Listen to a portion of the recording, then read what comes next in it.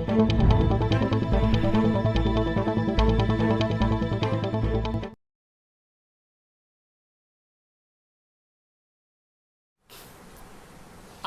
समाज के परिप्रेक्ष्य में भारतीय दर्शन की उपयोगिता के संदर्भ में मैं कुछ दो शब्दों में आप लोगों के समक्ष अपने विचार अभिव्यक्त करना चाह रहा हूँ। आधुनिक समाज के परिप्रेक्ष्य में भारतीय दर्शन को देखने के पहले मैं आप लोगों का ध्यान उस समाज की तरफ आकृष्ट करना चाहता हूँ जिस समाज को लेकर के हमारी भारतीय संस्कृति या हमारी भारतीय दर्शन या हमारी भारतीय धरा या हमारी भारतीय भूमि जो कह लीजिए वो विश्व के विद्यागुरु के रूप में विख्यात था। हमारा समाज जिन सांस्कृतिक मान्यताओं का संवाहक था, वह समाज जिसके माध्यम से हम पूरे विश्व के एक दर्पण के रूप में सबके समक्ष उभरते थे, मैं उसकी संक्षेप में मैं उसकी व्याख्या करना चाहूँगा। हमारा समाज जिसकी मैं आप लोगों के समक्ष चर्चा करने जा रहा हूँ, ये वैदिक कालीन समाज के बारे में कुछ कहना चाहूँगा।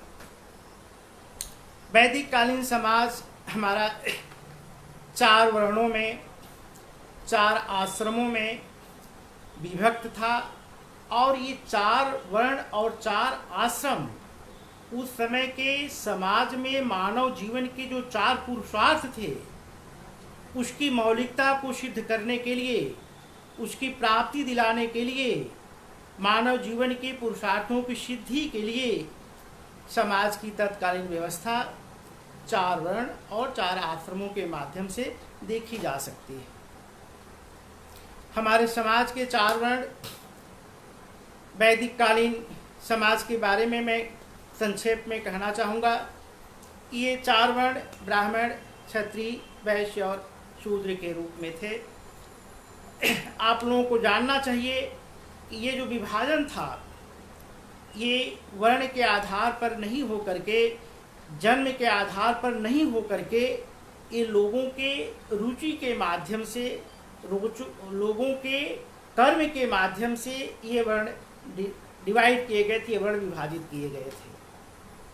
जिसकी रुचि अध्ययन अध्यापन पढ़ने पढ़ाने में थी, ब्राह्मण सेवा, देश की सेवा, युद्ध कला में निपुण, क्षत्रिय, वैश्य व्यापारिक रूप से प्रतिष्ठित व्यक्तियों के लिए, और शूद्र जो थे वो 4 वर्णों की सेवा में संलग्न हुआ करते थे। ये जो 4 वर्ण थे समाज के उस समय के, ये निश्चित रूप से जन्मना जायते शूद्र संस्काराद् विदुच्यते। जन्म से कोई ब्राह्मण होते हुए भी, जन्मना जायते शूद्र, जन्म से कोई शूद्र होते हुए भी संस्कार से वो ब्राह्मण कहा जाता था। यानी ये जो विभाजन था ये पूरी तरह से हमारे उस व्यवस्था पर निर्भर था कि आपकी रुचि जिस तरफ थी, जन्म से आप कुछ भी हो ये उसका कोई मतलब नहीं था।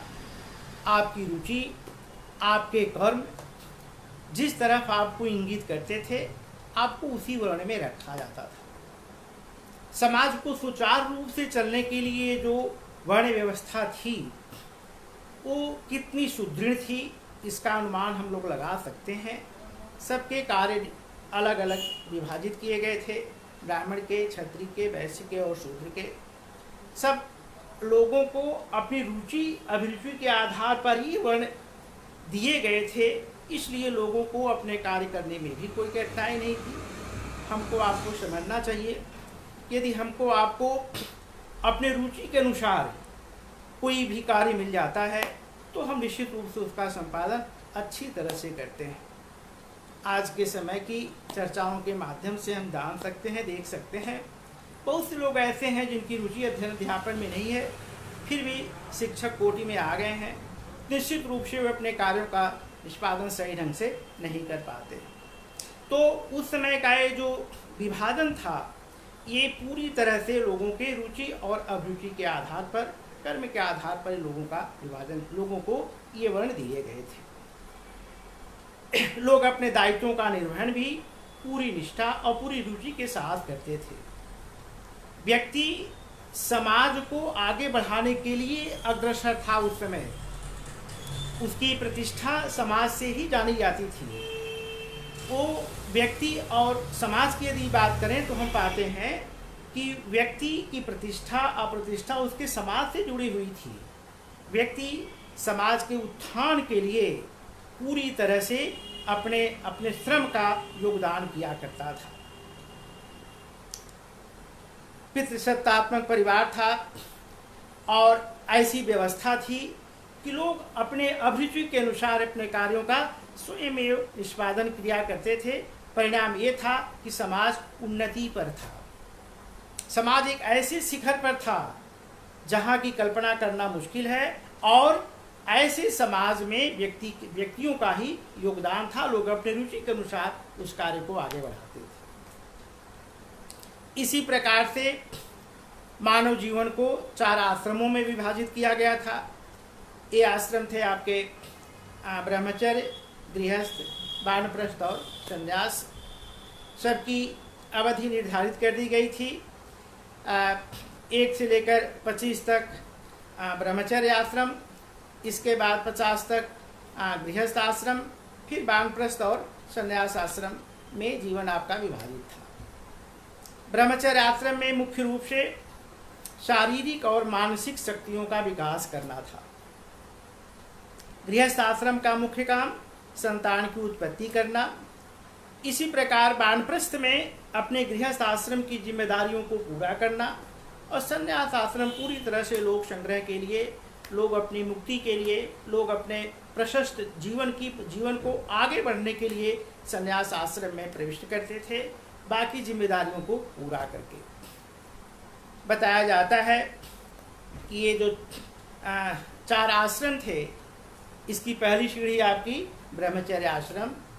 ये सीढ़ी अगर मजबूत हो गई तो बाकी गृहस्थ, वानप्रस्थ और संन्यास सारे आश्रम आपके अच्छी तरह से यानी मजबूती के साथ सारे आश्रमों का निर्वहन हो जाता था। शारीरिक और मानसिक शक्तियों का विकास इस आश्रम का मुख्य काम था। अगर इसके अनुसार लोग अपने शारीरिक और मानसिक शक्तियों का विकास कर लिया करते थे तो बाकी उसके आश्रम गृहस्थ, वानप्रस्थ और संन्यास आसानी से यानी आराम से बाकी आश्रम उसके बीत जाते थे। तो वैदिक कालीन जो ये हमारा समाज था, ये समाज 4 वर्णों और ये आश्रमों में, मानव आश्रमों में विभक्त था। और ये जो 4 वर्ण 4 आश्रम की जो व्यवस्था थी, वर्णाश्रम की व्यवस्था थी समाज की, इसका मौलिक या मूल रूप कह लीजिए, ये मानव जीवन को पुरुषार्थ, मानव जीवन के 4 पुरुषार्थ निर्धारित किए गए थे: धर्म, अर्थ, काम और मोक्ष। तो जो जीवन के 4 पुरुषार्थ थे, इनकी प्राप्ति के लिए यानी इन पुरुषार्थों की सिद्धि के लिए समाज के वर्णाश्रम की व्यवस्था कितनी सुदृढ़ थी, इसका अनुमान हम लोग लगा सकते हैं। धर्म, अर्थ, काम और मोक्ष में मोक्ष परम पुरुषार्थ था। धर्म को उसका साधन बताया गया। अर्थ और काम भी हमारे जीवन के पुरुषार्थ थे, लेकिन अर्थ और काम को धर्म की रस्सी से बांध कर रखा गया था। यानी अर्थ और काम की प्राप्ति या पूर्ति हमें धर्म के माध्यम से ही करना था, धर्म के अनुकूल ही करना था। वो धर्म की रस्सी से बंधा हुआ था। जीवन का परम पुरुषार्थ था आपके मोक्ष, जिसका साधन था आपका धर्म। तो ये जो भारत विश्व के विद्या गुरु के रूप में विख्यात था, उस समय की मैं वैदिक काल की मैंने समाज की व्यवस्था की चर्चाएं संक्षेप में की। ये जो वर्ण थे हमारे समाज के, हमारे आश्रम या हमारे ये जो वर्ण आश्रम की व्यवस्था थी समाज की, ये जीवन के 4 पुरुषार्थों की सिद्धि के लिए कितने अद्भुत, अलौकिक और कहिए तो सहज या क्या कहते हैं अप्रतिम थे, कि हम अपने जीवन को 4 वर्णों में, 4 आश्रमों में और फिर आपको जीवन के 4 पुरुषार्थों की सिद्धि के लिए ये व्यवस्था समाज की देखी जा सकती है। जब हम विद्या गुरु, विश्व के विद्या गुरु कहलाते थे, ये हमारा भारतीय समाज का एक भारतीय समाज के स्वरूप की एक झलक हम इस रूप में देख सकते हैं। समय बदला, परिस्थितियां बदली और आप ये महसूस कर सकते हैं कि समय बदलने, परिवेश बदलने के साथ साथ यदि हमारी जो नैतिक मान्यताएं हैं, ये जो हमारे समाज का स्वरूप है, इसमें भी बहुत कुछ बदलाव हम लोग देखते हैं या देख रहे हैं या पाते हैं। हम सीधे से कह सकते हैं कि जो ये हमारा आधुनिक समाज के बारे में यदि हम सीधे से कहें तो एक शब्द में कह सकते हैं कि ये आधुनिक समाज हमारे भारतीय दर्शन से अलग हो चुका है। हमारा भारतीय दर्शन से ये जो आज का समाज अलग हो चुका है, इसलिए हम कह सकते हैं कि आज का ये हमारा समाज पंगु हो चुका है। इस समाज में सब कुछ है, लेकिन जो समाज की आत्मा है, भारतीय दर्शन, वो आत्मा इसमें नहीं है। एकता, सहअस्तित्व, भाईचारा, धार्मिक सहिष्णुता, सर्वधर्म समभाव, समरसता, ये जो धागे हैं, इन्हीं धागों से ही समाज को बुना होना चाहिए। और ये धागे किसके हैं? ये धागे भारतीय दर्शन के हैं। जिस समाज में एकता नहीं हो, सहिष्णुता नहीं हो, भाईचारा नहीं हो, सद्भावना नहीं हो, वह समाज किसी अर्थ का नहीं है। मेरे विचार से समाज की बुनावट ही इन्हीं धागों से की जानी चाहिए, या हमारा समाज इन्हीं धागों से बुना होना चाहिए। ये धागे ऐसे हैं जिनसे यदि हमारा समाज बुना जाता है तो हम निश्चित रूप से आज भी विश्व के विद्या गुरु के रूप में अपने को प्रतिष्ठित कर सकते हैं। ये जो एकता आज के समाज में, इन सब तथ्यों का पूरी तरह से अभाव पाया जाता है। इसके कारण स्वरूप यदि हम चर्चा करें, आज का हमारा समाज दो राहे पर खड़ा है। एक तरफ पाश्चात्य संस्कृति, पाश्चात्य दर्शन, जो कि भौतिकवादी है, उपभोगवादी प्रवृत्ति को बढ़ावा देता है। एक ऐसी प्रवृत्ति को बढ़ावा देता है जहां पर कि त्याग नहीं है, जहां पर भोग है। और दूसरी तरफ हमारा भारतीय दर्शन, जो कि पूरी तरह से त्याग से ओतप्रोत है, जहां पर भोग का कोई चर्चा ही नहीं, भोग का नामो निशान नहीं है। एक तरफ हमारा दर्शन, जिसकी स्थापना, जिसके लिए हमारे भारतीय ऋषि, भारतीय तपस्वी, भारतीय दर्शन, भारतीय दार्शनिक, जिन्होंने कितने त्याग के बल पर, कितना त्याग करके जिन मान्यताओं की स्थापना की, वो उसकी स्थापना। और दूसरी तरफ पाश्चात्य संस्कृति का, उपभोक्तावादी प्रवृत्ति का अनुकरण। आज का ये समाज हमारा इन्हीं दोनों बिंदुओं पर, इन्हीं दोनों मान्यताओं के बीच में गिरा पड़ा है। एक तरफ तो वो पाश्चात्य देशों का अनुकरण करना चाहता है, अपने को उन्नति के उस शिखर पर ले जाना चाह रहा है जो पाश्चात्य देश, या जहाँ तक पाश्चात्य देश पहुँचे हैं। और दूसरी तरफ हमारा अपना दर्शन, जो कि त्याग का है। हमारे दर्शन में, हमारी संस्कृति में, हमारे भारतीय चिंतकों ने भोग को पूरी तरह से निकाल रखा। हमारा जो समाज बनाया, उसमें त्याग को स्थान दिया, उसमें तपस्या को स्थान दिया, उसमें सत्य को स्थान दिया, अहिंसा को स्थान दिया, एकता को स्थान दिया, सर्वधर्म समभाव को स्थान दिया, धार्मिक रिलीजियस टॉलरेंस की स्थापना किया, मनुष्य का संपूर्ण प्रकृति ईशावास्यमिदं सर्वं यत् किंचित जगत्या जगत, संपूर्ण सृष्टि में एक ही परमपिता परमेश्वर के रूप को देखा। हमारा दर्शन नदी, नाले, पेड़ पौधे, पहाड़ तक की पूजा की स्थापना की, पूजा को स्वीकारा। तो समाज की जो वर्तमान की हमारी दुर्दशा है, उसके बारे में हम ये कह सकते हैं आज का हमारा ये समाज हमारे भारतीय दर्शन से पृथक हो रहा है, पृथक हो चुका है, धीरे धीरे अलग हो रहा है। विभिन्न प्रकार की सामाजिक कुरीतियों, सामाजिक बुराइयों का एक प्रमुख कारण यह है कि हमारा समाज आज हमारे दर्शन से अलग हो रहा है। और जब तक इन सभी चीज़ों से समाज बुना नहीं जाएगा, तब तक समाज का उत्थान संभव नहीं है। और एक समय ऐसा था जबकि पूरे पाश्चात्य देश के लोग भारतीय समाज में, भारतीय परिवार में जन्म लेने के लिए लालायित रहते थे, वो तरसते थे। हमारे समाज के, हमारे परिवार की व्यवस्था को देख करके, दादा दादी पोते पोती से भरा परिवार को देख करके वो तरसते थे। वृद्ध बूढ़े लोग कि हमारा अगला जन्म हमारा भारत में हो, ताकि हम सुरक्षा कवच के साथ वहाँ पर रहें। ये हमारी सुरक्षा कवच, हमारे पोता पोती और ये पूरा जो हमारा परिवार था, हमारा समाज जो था, ये हमारा सुरक्षा कवच हुआ करता था। आज इसमें सेंध लग गई है।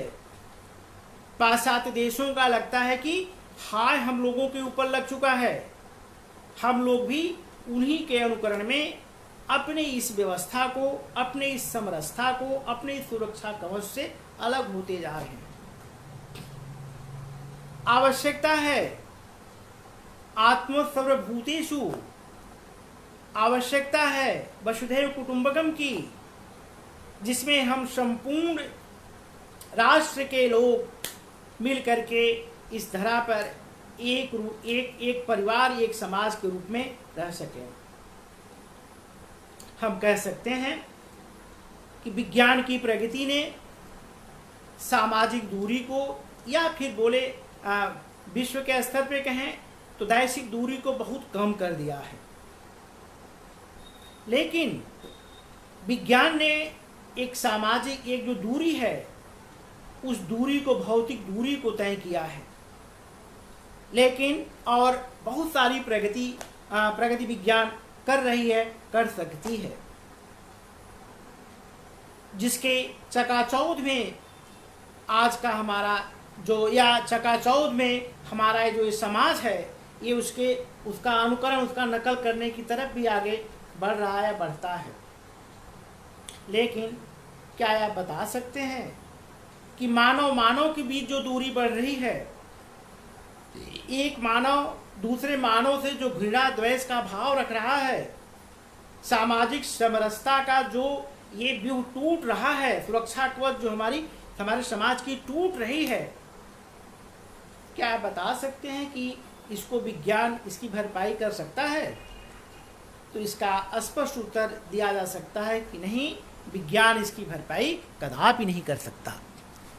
ये जब भी इसकी भरपाई होगी, जब भी सामाजिक वैमनस्यता दूर होगा, मानव के बीच की दूरी तभी दूर हो पाएगी जब हम भारतीय दर्शन के उन मूल्यों की तरफ आगे बढ़ेंगे, जो मूल्य भारतीय दर्शन, जो मूल्य या जो संस्कृति समाज को अक्षुण्ण बनाए रहती है, समाज के सांस्कृतिक मूल्यों को आगे बढ़ाती है। आज जितनी तरह के क्या कहते हैं कि भ्रष्टाचार कह लीजिए, आतंक कह लीजिए, या जो बहुत सारी कुरीतियां हैं जो कि हमारे समाज में देखी जा रही हैं, पाई जा रही हैं, जिससे हमारा समाज लज्जित भी हो रहा है। बहुत से ऐसे उदाहरण मिलते हैं आजकल पेपर में देखने को मिल जाते हैं, जिससे लगता है कि पूरा समाज कलंकित हो उठा है, इसको दूर करने का, इस समाज के इस प्रकार की विसंगतियों को दूर करने के लिए दर्शन शरणम गच्छ, भारतीय दर्शन शरणम गच्छ, भारत के दर्शन के शरण में जाने की आवश्यकता आ गई है। अन्यथा ये जो एकता है, समरसता का भाव है, सांस्कृतिक समरसता है, ये हमारा बच नहीं पाएगा। जब ये नहीं बच पाएगा तो समाज अपने आप में विखंडित हो जाएगा, समाज अपने आप में अलग हो जाएगा। तो आज के समाज को सुदृढ़ होने के लिए, आज के समाज को पहचानने के लिए हमें अपनी पहचान को, हमारी पहचान क्या है? हमारी पहचान हमारी एकता है, हमारा सह-अस्तित्व है, धार्मिक सहिष्णुता है, समरसता का भाव है। हमारी पहचान आत्मस्वर भूतेषु है, हमारी पहचान वसुधैव कुटुंबकम की है, हमारी पहचान मातृदेवो भव, पितृदेवो भव, अतिथि देवो भव की हमारी पहचान है। इस पहचान को आज के समाज में हमें स्थापित करने की आवश्यकता है, अन्यथा न हम समाज को बचा पाएंगे और न मानव जीवन का अस्तित्व बचा रहेगा। युद्ध किसी भी चीज का समाधान, अस्थायी समाधान नहीं। हमें जानना चाहिए शांति, जिसे कि हम सही मायने में शांति कहते हैं, उसकी स्थापना हमारे भारतीय चिंतकों के मार्ग पर चलकर, सत्य और अहिंसा के मार्ग पर चलकर के ही स्थापित किया जा सकता है। तो आज के समाज का सबसे बड़ा संकट है उसकी पहचान का संकट। हमारा समाज आज, आधुनिक समाज अपने वास्तविक स्वरूप को पहचान नहीं पा रहा है, और जब तक ये अपने वास्तविक स्वरूप को नहीं पहचानता है तब तक मेरा दावा है कि हम विश्व के विद्या गुरु के रूप में विख्यात नहीं हो सकते। हमें अपने समाज के वास्तविक स्वरूप को पहचानना होगा। उसके संकट से दूर होने के लिए भारतीय चिंतकों के उस त्याग की तरफ बढ़ना होगा जिन लोगों ने समाज के भोग को पूरी तरह से निकाल कर बाहर कर दिया था और पूरी तरह से त्याग को अपनाया था। व्यक्ति का उद्देश्य ही निहित किया गया था कि समाज की उन्नति में ही आपकी उन्नति सन्निहित है। आज ये प्रवृत्ति विलुप्त सी होती जा रही है। लोग अपनी उन्नति के लिए ही पूरी तरह से प्रतिष्ठित हो रहे हैं, पूरी तरह से आगे बढ़ रहे हैं। हमारे समाज की विभिन्न प्रकार की विषमताएं, विभिन्न प्रकार की विसंगतियां इस चीज का संकेत दे रही हैं कि मानव में भौतिकवादी, आज के समाज के मानव की भौतिकवादी प्रवृत्ति विकसित हो रही, भौतिकवादी प्रवृत्ति बढ़ रही है। हमें इससे अलग होना होगा। भारतीय दर्शन, कुछ दर्शनों का मैं नाम लेना चाहूँगा, या एक प्रकार से ये कह लिया जाए कि हमारा संपूर्ण भारतीय दर्शन जो कि भेद मूलक, जिसे कि आज समाज के संदर्भ में कहें तो इस भेद मूलक समाज में अभेद मूलक जो हमारा चिंतन है उसकी स्थापना की हमको आज आवश्यकता प्रतीत हो रही है। हम उस विचार को स्थापित करने में यदि सक्षम हो गए अपने समाज में कि हम सभी के उत्थान के लिए आगे बढ़ें, सर्वोदय, हम वसुधैव कुटुंबकम की भावना को स्थापित करने में यदि आज के समाज में हम इस भाव को स्थापित करने में सक्षम हुए तो निश्चित रूप से हमारा समाज प्रगति की मार्ग पर आगे बढ़ेगा, एक ऐसा वैशिष्ट्य स्थापित करेगा जिसका पूरा विश्व अनुकरण कर सकता है। पर्यावरण की समस्या ले लीजिए। आधुनिक समाज की जितनी कुरीतियां हैं, मैं उन कुरीतियों पर प्रकाश डालना नहीं चाह रहा हूं।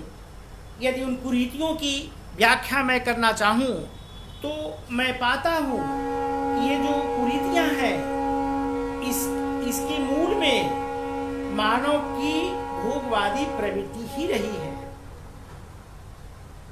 हम अपने को हम मीन्स मानव अपने को सृष्टि का सिरमौर समझने लगा।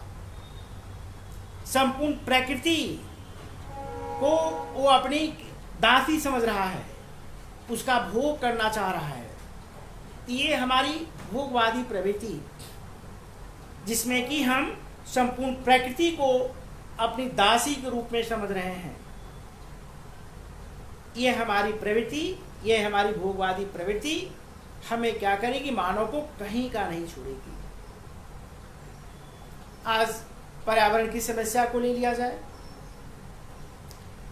इस पर्यावरण की समस्या का पूरी तरह से जो प्रकृति का दोहन मानव ने किया है, प्रकृति को इस तरह से मानव ने अपने अधीन कर रखा कि आज पर्यावरण की समस्या उत्पन्न, पूरा विश्व उससे त्रस्त है।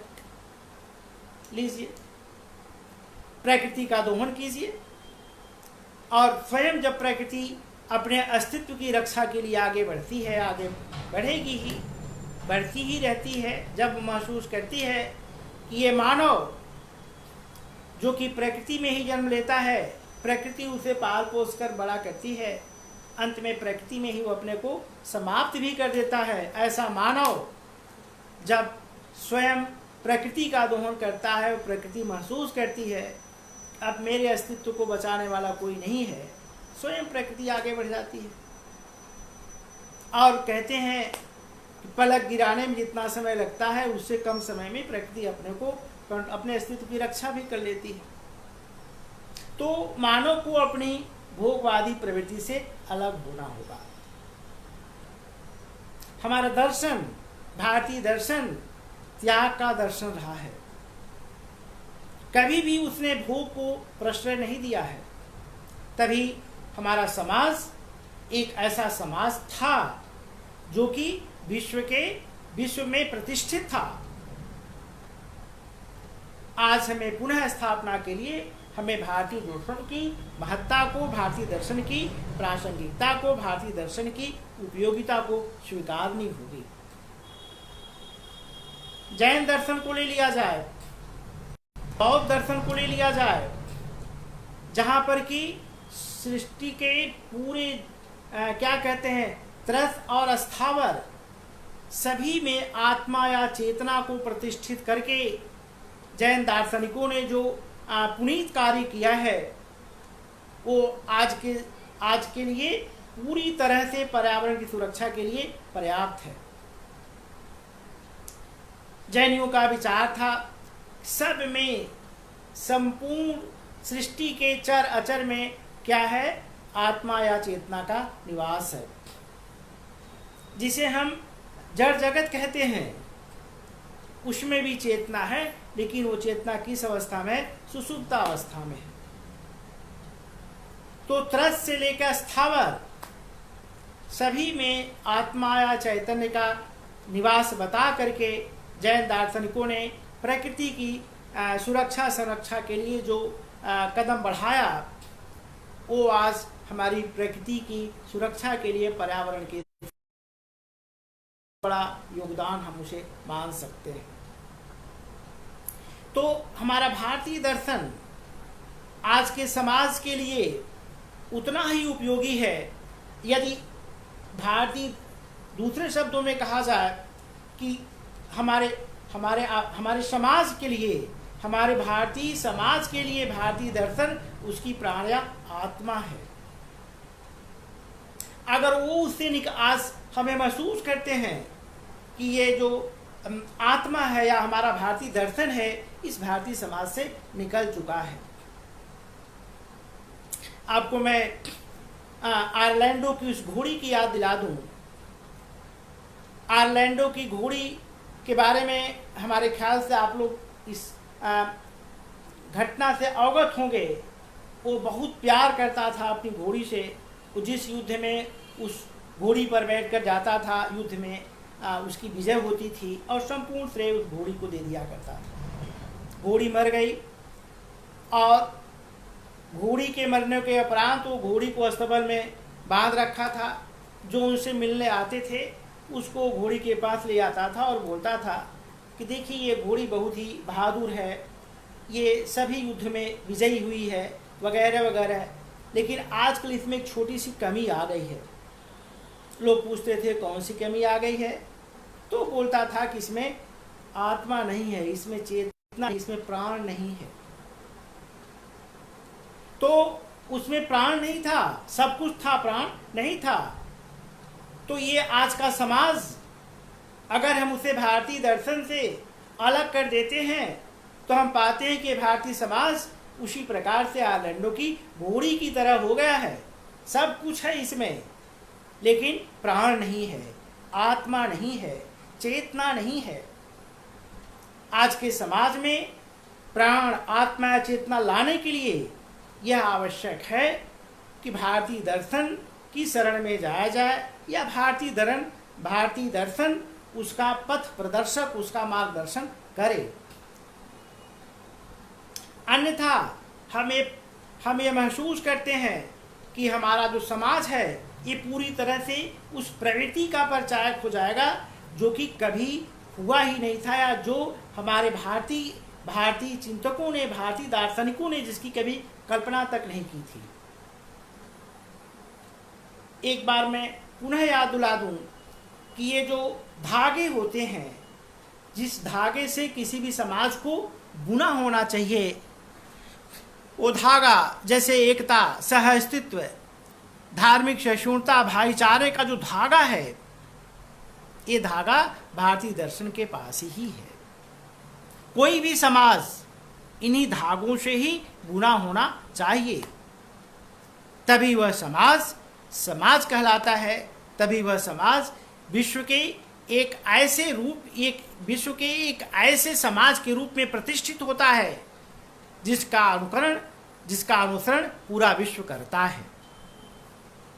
तो साथियों, आधुनिक समाज के अंतर्गत हमारे भारतीय दर्शन की भूमिका या हमारे भारतीय दर्शन का जो महत्व है, इसके लिए हमें आवश्यक है कि हम अपने उन बिंदुओं को तलाशें, उनके तरफ आगे बढ़ें, जो कि हमारे भारतीय समाज को उसकी पहचान दिला सके। ईशावास्यमिदं सर्वम यत् किंचित् जगत्या जगत्। हमें अपने समाज को पहचानने के लिए कोई पृथकता का भाव, कोई भेद नहीं रखना चाहिए। इस आज के समाज को भेद की जगह पर एक अभेद मूलक दर्शन को प्रतिष्ठित करने की, स्थापित करने की आवश्यकता है। यदि हम ऐसा कर सकें, जैसा कि हमारे भारतीय दार्शनिकों ने जिस चीज़ को बताया है, तो निश्चित रूप से हमारा समाज इन कुरीतियों से दूर हो सकता है, अलग हो सकता है। हम भारतीय समाज की पंगुता के बारे में यदि हम बात करें, तो ये भारतीय समाज, आज का भारतीय समाज इतना पंगु हो चुका है, वो दूसरे को पथ प्रदर्शक या दूसरे को मार्ग क्या बताएगा, वो स्वयं अपने लिए ही पंगु हो चुका है, लंगड़ा हो चुका है। उसका मुख्य कारण यही है कि यह समाज अपनी पहचान को भूल चुका है, अपनी पहचान छोड़ दिया है। मैंने बताया कि जो उसकी आत्मा है, मैं विज्ञान की आलोचना नहीं कर रहा हूँ, लेकिन मैं इतना जरूर कहना चाहूँगा कि विज्ञान हमें सब कुछ दे सकता है, लेकिन जिसकी आवश्यकता है हमें प्रगति के लिए, जिस एकता की, जिस सहिष्णुता की, जिस भाईचारे की बात भारतीय चिंतकों ने किया है, वह नहीं दे सकता है। भौतिक दूरी तो दूर कर सकता है, लेकिन मानव के बीच में जो दूरियां स्थापित हो रही हैं, हो चुकी हैं, उसको ये विज्ञान कभी भी दूर नहीं कर सकता। हमारे कहने का अभिप्राय ये है कि हम अपने समाज को बचाएं, हम अपनी पहचान को बचाएं, हम अपने अस्तित्व को बचाएं। इसके लिए आवश्यक है कि हम भारतीय दर्शन के उन स्थापित मूल्यों की तरफ आगे बढ़ें, जो स्थापित मूल्य हमें, हमारे समाज को आगे बढ़ा सकता है, समाज को प्रगति दिला सकता है। वर्तमान संदर्भ में कोरोना वायरस को लेके 2 शब्द कहना चाहूँ। पूरा विश्व इस वायरस से आतंकित है, कोई इसका इलाज नहीं ढूंढ पा रहा है। आप जानते होंगे समाचार पत्रों के माध्यम से, दूरदर्शन के माध्यम से, और ये महसूस जरूर करते होंगे कि पूरा विश्व इस वायरस से निपटने के लिए जिस मार्ग पर चलने की कोशिश कर रहा है वह मार्ग हमारा है, वह मार्ग भारतीय दर्शन का है, भारतीय चिंतकों का है। और ये आवश्यक है कि हम तभी अपने को सुरक्षित रह पाएंगे, मानव जीवन को सुरक्षित रख पाएंगे, प्रकृति को सुरक्षित रख पाएंगे, जबकि हम इस दर्शन की शरण में आ जाएंगे। कोई उपाय विश्व के वैज्ञानिकों को नहीं सूझ रहा है, क्या इसका उपाय किया जाए। अंत में वही उपाय समक्ष आ रहे हैं जिन उपायों की चर्चा, जिन उपायों की व्याख्या हमारी भारतीय चिंतकों ने बहुत पहले बता के चले गए या करके चले गए। आज आवश्यकता है हमें उन बिंदुओं की, उन तथ्यों को फिर से एकत्रित करने की, फिर से अनुसरण करने की, फिर से देखने की। हमें तो लगता है कि हम मानव जीवन को या प्रकृति को या संपूर्ण चराचर जगत को हम बिना भारतीय दर्शन के शरण में गए नहीं बचा सकते। क्यों? क्योंकि ये जो हमारे यहाँ त्याग की प्रवृत्ति रही है, भोग की प्रवृत्ति तो कभी हमारे यहाँ रही ही नहीं। प्रवृत्ति और निवृत्ति मार्गों के अंतर्गत भी हम समझ सकते हैं कि जो हमारा निवृत्ति का मार्ग रहा है, त्याग का मार्ग रहा है, हमने तो कभी भोग को प्रश्रय दिया ही नहीं। और यदि नहीं दिया है तो इस तरह के वायरस को निपटने के लिए आज हमें उसका अनुसरण करना होगा। आप जानते होंगे 80 के दशक में हमारे समाज में एड्स की बीमारी आई। हमारा समाज या हमारी भारतीय वीरांगनाएं पति की मृत्यु के पश्चात उनके साथ उनके शव पर जल करके ये सिद्ध कर चुकी हैं कि भारत की या भारतीय वीरांगनाएं किस कदर की हैं। एड्स क्या था? पूरे विश्व से जब हम आदान प्रदान शुरू किए, बहुत सी चीज़ों को दिए, बहुत सी चीज़ों को ले आए, उसमें से हम एड्स को भी ले आए और अपने समाज में ला करके स्थापित कर दिए। हमारा कभी भी ऐसी कुप्रथाओं से, ऐसी कुरीतियों से हमारे समाज का दूर दूर तक कोई संबंध नहीं रहा। लेकिन जब जब हम पाश्चात्य देशों का अनुकरण किए, उसके अनुकरण में हम अपने को आत्मसात करने की कोशिश किए, हमने महसूस किया कि ऐसी चीज़ें, ऐसी बीमारियां हमारे समाज में स्थापित हुई जिसका समाधान आज तक लोग ढूंढ रहे हैं।